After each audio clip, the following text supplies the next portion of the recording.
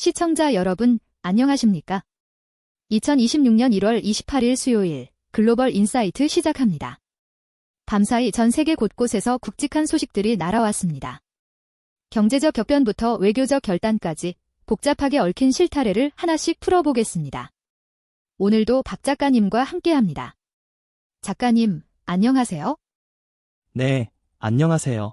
박 작가입니다. 오늘 세계 지도를 펼쳐보니 문은 닫히고 길은 새로 열리는 이중적인 모습이 보입니다. 미국은 국제협약에서 발을 빼며 문을 걸어 잠그는 반면 인도와 유럽은 거대 경제 영토를 합치며 새로운 길을 닫고 있죠. 마치 15세기 대항해 시대, 기존 지중해 질서가 무너지고 새로운 대항해 길이 열리던 때와 비슷한 에너지가 느껴집니다. 오늘의 키워드는 재편되는 질서가 되겠군요. 먼저 우리 대한민국 소식부터 깊이 있게 들여다보겠습니다. 한국 경제의 역사적인 이정표가 세워졌습니다. 코스피 지수가 사상 처음으로 5,000포인트를 돌파했네요. 어제 말씀하셨던 긍정적 신호가 현실이 됐습니다.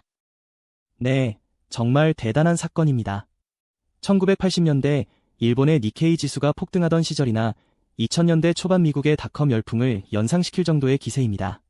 반도체 실적이 든든하게 받쳐주고 있고 외국인들의 매수세가 그야말로 폭격 수준으로 들어왔어요. 하지만 이런 장밋빛 전망 이면에는 그림자도 짙습니다. 도널드 트럼프 미국 대통령이 한국의 통상 협상 비준 지연을 이유로 상호관세 25% 인상이라는 폭탄 발언을 던졌거든요. 25%요? 우리 수출 기업들에게는 청천벽력 같은 소리인데요. 정부의 대응은 어떻습니까? 정부는 일단 공식 통보는 없었다며 차분하게 대응하고 있습니다. 통상교섭본부장이 급히 미국으로 날아가 협상에 나설 예정인데요. 이건 마치 1930년대 미국이 자국 산업 보호를 위해 제정했던 스무트홀리 관세법이 전 세계 무역전쟁을 촉발했던 역사를 떠올리게 합니다. 트럼프식 눈에는 눈, 이에는 이 전략이죠. 한편 이재명 대통령은 국무회의에서 정책 입법 통과율이 너무 낮다며 국회를 강하게 질타했습니다. 행정부 차원의 비상조치까지 언급했는데 입법부와 행정부의 강대치가 경제성장의 발목을 잡지 않을까 우려되는 대목입니다. 경제 심리는 개선되고 있지만 정치적 불확실성이 변수군요. 사회적으로는 지방재정 365불을 통해 금고 이자율이 공개된다는 소식도 있네요. 투명성 제고 측면에서 아주 좋은 시도입니다. 전국 243개 지방정부의 금고 이자율이 낱낱이 공개되니 세금이 어디서 잠자고 있는지 국민이 직접 감시하는 셈이죠. 이건 과거 조선시대 암행어사가 지방 관아의 창고와 장부를 검열하던 것의 현대적 디지털 버전이라고 할 수 있습니다. 정보의 비대칭성을 해소하려는 노력이 돋보입니다. 다음은 미국입니다. 트럼프 대통령이 결국 파리 기후 협약에서 두 번째 탈퇴를 선언했습니다. 예상은 했지만 파장이 큽니다. 미국이 전 세계에서 유일하게 이 협약에서 빠진 나라가 됐습니다. 이건 단순한 환경정책의 변화가 아니라 19세기 말 미국의 고립주의로의 회귀를 상징합니다. 내 마당의 풀은 내가 깎고 싶을 때 깎겠다는 식이죠. 국제사회의 리더십보다는 당장 자국의 에너지 산업 수익성을 우선시하겠다는 트럼프 대통령의 확고한 의지가 반영된 겁니다. 역사적으로 보면 국제연맹 가입을 거부하며 고립을 택했던 제1차 세계대전 이후의 미국과 닮아 있습니다. 내부적으로는 다시 한번 정부 셧다운 뒤기가 코앞으로 다가왔습니다. 1조 2천억 달러 규모의 세출 법안이 하원을 통과했지만 상원이 관건이죠.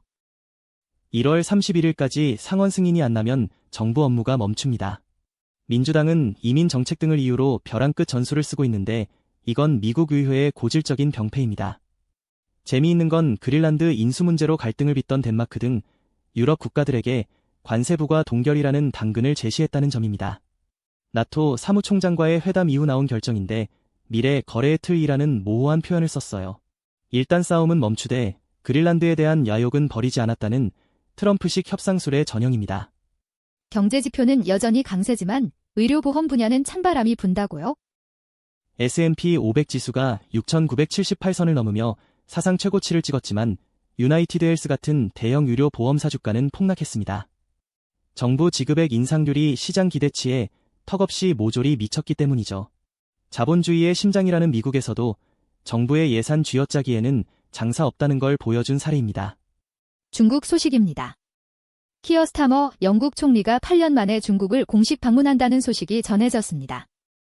중영 관계의 변곡점이 될까요? 8년이라는 시간은 외교가에서 거의 한 세대급 단절입니다. 그동안 홍콩 문제, 화웨이 퇴출 등으로 쌓인 앙금이 많았죠. 스타머 총리가 직접 가는 건 결국 돈 때문입니다. 브렉시트 이후 경제 활로를 찾는 영국과 미국의 압박 속에 우군이 필요한 중국의 이해관계가 맞물린 거죠. 마치 19세기 중반 아편전쟁 이후 닫혔던 문이 열리던 때와는 정반대로 이제는 영국이 중국 시장의 문을 두드리는 모양새입니다. 과학기술 분야에서도 중국의 기세가 무섭습니다. 글로벌 혁신 지수에서 처음으로 상위 10위권에 진입했다는 소식이 있네요. 인공태양부터 6G 통신까지 중국이 발표한 10대 과학기술 뉴스를 보면 눈이 휘둥그레집니다. 특히 토륨 용융염 원자로 같은 차세대 에너지 기술은 서방보다 앞서 있다는 평가도 나와요. 이건 과거 대약진 운동 시절의 무리한 구호가 아니라 실질적인 신형 생산력으로 무장했다는 뜻입니다. 중국 인민은행이 시장의 유동성을 대거 공급하며 경기 부양에 나선 것도 이러한 기술 굴기를 경제 성장의 동력으로 연결하겠다는 계산입니다.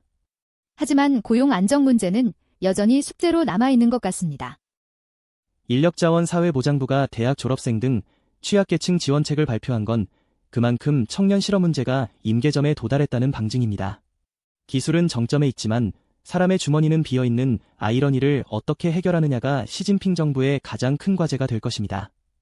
일본은 지금 선거 열기로 뜨겁습니다. 제51회 중의원 선거가 공식 공시되었군요. 네, 2월 8일 투표를 향한 12일간의 열전이 시작됐습니다. 이번 선거의 핵심은 국민 경제입니다. 국민민주당의 타마키 대표가 식품 소비세 인하 같은 구체적인 체감형 정책으로 집권 자민당을 거세게 몰아붙이고 있어요. 일본 정치는 오랫동안 안정이라는 미명 아래 정체되어 있었는데 이번에는 물가 고통 때문에 유권자들의 눈빛이 달라졌습니다. 마치 1920년대 다이쇼 데모크라시 시절 시민들이 목소리를 높이던 역동성이 조금씩 살아나는 느낌입니다. 경제계에서는 암호화폐 상장지수펀드, 즉 ETF 승인 소식이 눈에 띕니다. 보수적인 일본 금융계로서는 큰 변화 아닌가요? 엄청난 변화죠. 2028년부터 비트코인 ETF가 승인될 예정인데 이건 일본 개인 투자자들의 자금을 암호화폐 시장으로 끌어들이는 펌프 역할을 할 겁니다. 그동안 현금 제일주의였던 일본인들이 이제 디지털 자산으로 눈을 돌리고 있다는 신호입니다. 시부야의 문을 연 코먼 그라운드 같은 가상과 현실이 중첩된 기술 체험 시설이 들어서는 것도 같은 맥락입니다. 고질라 과학 전시회가 종료됐다는 소식도 있는데 단순한 전시는 아니었다고 들었습니다. 고질라를 단순한 괴물이 아니라 기후위기나 자연재해 같은 거대 위협으로 설정하고 과학이 어떻게 맞설지 탐구한 전시였습니다. 최근 네무로반도와 노토 지역에 지진이 발생하며 긴장감이 높았는데 일본인들에게 고질라는 극복해야 할 공포의 상징이자 과학기술 발전의 자극제이기도 합니다. 인도로 가보겠습니다. 인도와 유럽연합이 사상 최대 규모의 자유무역협정, FTA를 체결했습니다. 규모가 어마어마하네요. 20억 인구의 거대 시장이 하나로 묶였습니다. 이건 현대 경제사에서 손에 꼽을 만한 사건입니다. 유럽연합은 인도 상품 99.5%에 대해 관세를 없애기로 했어요. 과거 바스코 다 가마가 인도로 가는 항로를 개척하며 시작된 동서양의 교역사가 이제는 대등한 파트너십으로 완성된 셈입니다. 인도는 이제 단순한 세계의 공장을 넘어 세계의 시장이자 기술의 허브로 우뚝 섰습니다. 그런 영향 때문인지 미국으로 갔던 인재들이 다시 인도로 돌아오고 있다고요? 리버스 브레인 드레인, 즉 인재 환류 현상입니다. 트럼프 행정부의 까다로운 비자 정책 때문에 실리콘밸리에서 고전하던 인도 엔지니어들이 대거 귀국하고 있어요. 링크드인 조사를 보면 인도의 채용은 팬데믹 전보다 40%나 늘었습니다. 아마존이 전 세계적으로 1만 6천 명을 해고하며 인도 팀도 타격을 입었지만 그 인재들이 인도 자국 스타트업으로 흘러들어가며 오히려 체질이 강화되고 있습니다. 하지만 내부적으로는 교육 규정을 둘러싼 학생들의 시위로 시끄러운 모습도 보입니다. 럭나우 대학교 학생들이 카스트 갈등과 사회적 조화를 저해한다며 신규 교육 규정에 반대하고 나섰죠. 급격한 경제 성장 속에서 계급 간, 지역 간 불평등을 어떻게 조정하느냐가 인도가 진정한 선진국으로 가는 길목에서 만난 숙제입니다. 프랑스에서는 아주 파격적인 법안이 통과됐습니다. 15세 미만 청소년의 소셜미디어 사용을 금지한다고요? 네, 에마니엘 마크롱 대통령의 강력한 의지가 반영됐습니다. 2026년 9월부터 신규 개정에 적용되는데 이건 디지털 시대의 새로운 금지령입니다. 스마트폰이 청소년들의 정신건강과 사회적 관계를 망치고 있다는 위기감 때문이죠. 마치 과거 산업혁명 초기 아동 노동을 금지하며 아이들을 공장에서 학교로 돌려보냈던 사회적 결단과 비슷합니다. 디지털이라는 새로운 공장에서 아이들을 구해내겠다는 겁니다. 정치적으로는 예산안 때문에 불신임 위기에 처해 있다고 들었습니다. 정부 예산안이 매우 나쁘다며 상원 우파 그룹이 불신임 카드를 꺼냈습니다. 경제적으로는 소비자 신뢰지수가 여전히 장기 평균보다 낮아 민심이 흉흉합니다. 구리 네트워크를 폐쇄하고 광섬유로 전환하는 인프라 현대화 작업은 속도를 내고 있지만 당장 국민들의 지갑 사정은 나아지지 않고 있거든요. 오늘이 프랑스 핵실험 종료 30주년이 되는 날이기도 하군요. 1996년 마지막 핵실험인 크수토스가 폭발한 지 딱 30년입니다. 제국주의 시절의 유산인 핵무기 경쟁에서 벗어나 이제는 문화적 영향력, 즉 소프트 파워로 세계를 이끌겠다는 프랑스의 의지를 다시 한번 새기는 날입니다. 프랑스 문화원이 발표한 2026년 프로그램들이 그 증거죠.